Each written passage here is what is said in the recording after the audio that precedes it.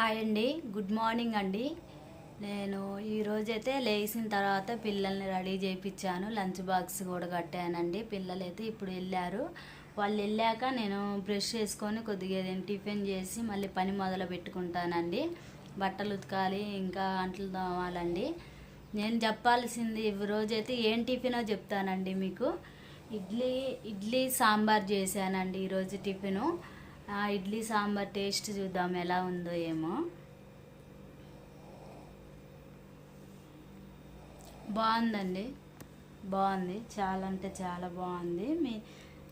ఇలా సాంబార్ టేస్ట్ చాలా బాగుంటుందండి. సాంబార్ అయితే చట్నీ కూడా చేసుకోవచ్చు, కానీ సాంబార్ ఇడ్లీలోకి అసలు సూపర్ ఉంటుందండి. ఇలా చేసుకోండి మీరు కూడా.